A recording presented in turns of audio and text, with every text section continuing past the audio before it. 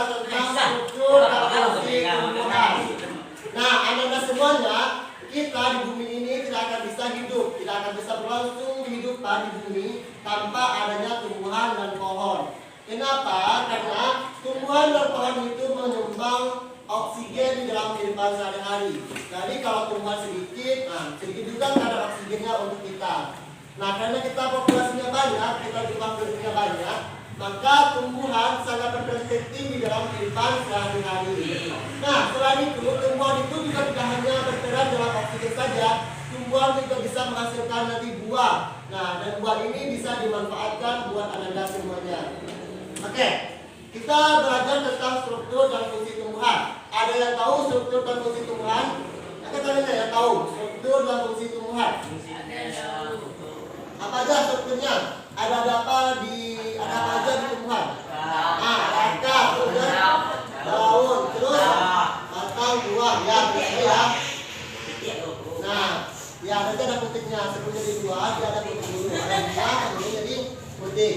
Nah, nanti kita akan belajar mengenai tentang struktur dan fungsi tumbuhan ini di luar, karena materi kita hari ini berhubungan dengan tumbuhan. Jadi akan sangat menarik sekali kalau kita belajar secara nyata. Ada objek yang kita amati dan kita lihat. Jadi kita tahu fungsi akar itu apa, batang itu apa, kemudian buah itu apa gunanya. Nah, jadi anda setelah belajar tentang struktur dan fungsi tumbuhan, anda jadi tahu nanti apa itu struktur tumbuhan. Kemudian apa-apa aja struktur tumbuhan. Nah, yang seperti anda sebutkan tadi bahwa tumbuhan itu ada batang, ada buah, ada akar, ada daun. Nah, kemudian nanti anda bisa juga membedakan mana yang daunnya masih hidup dan mana daun yang sudah mati. Nah, ternyata daun yang sudah mati itu kalau tidak dibuang dari tumbuhannya itu, dari batangnya, itu juga akan bisa menyerap energi atau mineral pada tumbuhan tersebut. Jadi akan merugikan tumbuhan itu. Nah, nanti kita bahas di luar ya. Oke, silakan anda semuanya ke lapangan sama bapak. Kita akan mengamati tumbuhan yang ada di luar.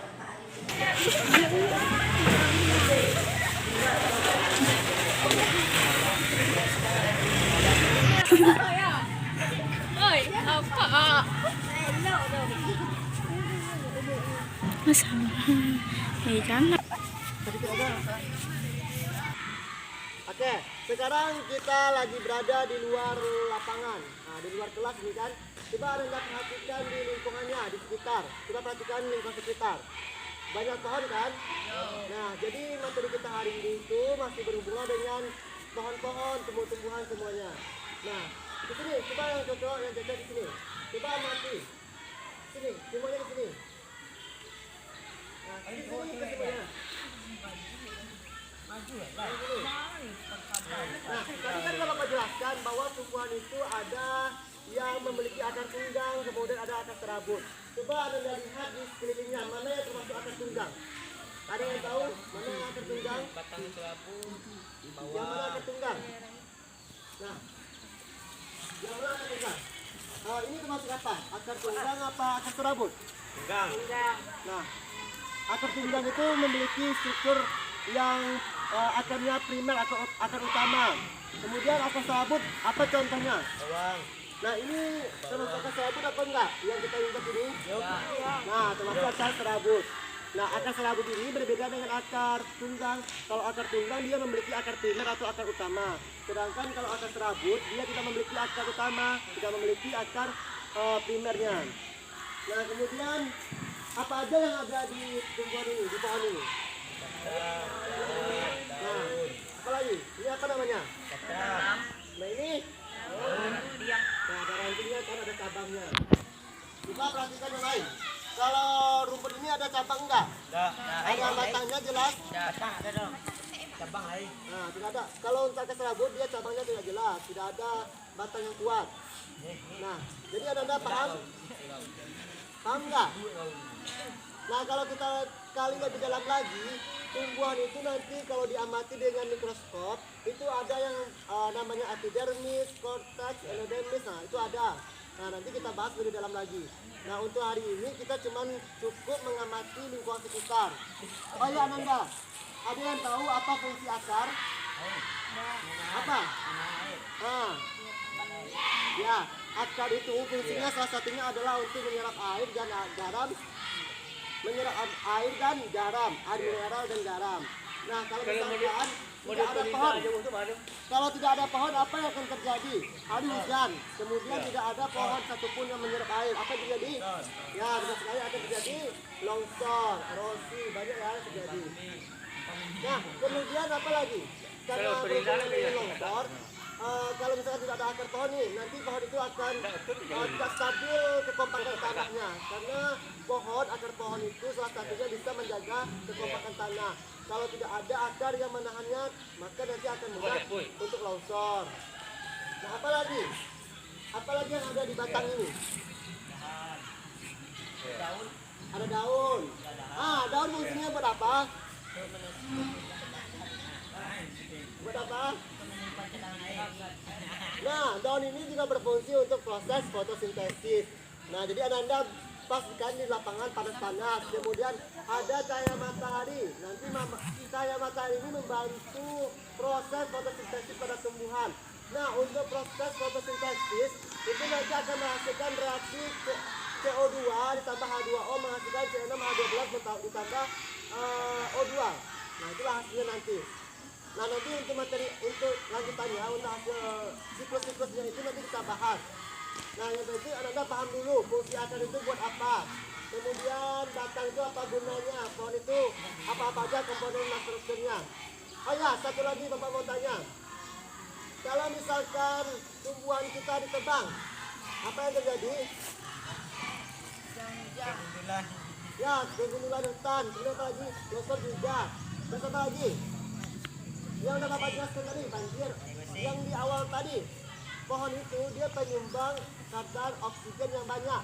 Jadi kalau tumbuhannya sedikit pohonnya, maka oksigen kita sedikit juga, ya maka berkurang.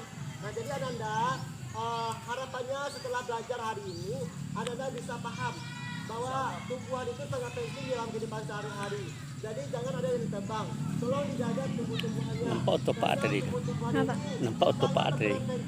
Iya, Pak. Kalau iya bu hapus tu, bisa. Tak bisa tu. Oh ya, kemudian Bisa pun berarti polisi dia ada masuk dia. nah, seperti ini contohnya. Ini ada pohon-pohon yang mati. Nah, itu bisa dibuang. Nampak otopak tadi tu. Ya. Baik tak nampak dek nak padusi tu tadi tak. Nak kau nampak tu berarti polisi tu dia. Sulang ni. Ada yang mati. Nah, yang mati ini harus dibuang. Dibuang, Pak. Kenapa harus dibuang? Ada yang tahu kenapa harus dibuang? Nah, jadi kayak gini Bapak analogikan. Kalau misalkan kalian ini tumbuhan, kan kalian makan, kemudian nanti kalian akan merasa tidak kenyang. Kenapa tidak kenyang? Karena ada yang mati di bagian ininya. Jadi walaupun tumbuhan ini masih kita mati, kita harus menanam pohon. Usahakan kita menanam pohon-pohon. Setidaknya di sebelah rumah kita itu harus ditanam. Nah, sampai ini paham?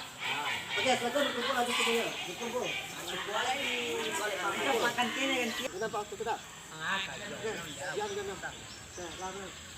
Oke, jadi dapat kita simpulkan bahwa struktur dan fungsi tumbuhan itu ada banyak. Kita mulai dari struktur tadi kan. Struktur itu ada akar, kemudian ada batang, ada daun, dan kemudian ada buah.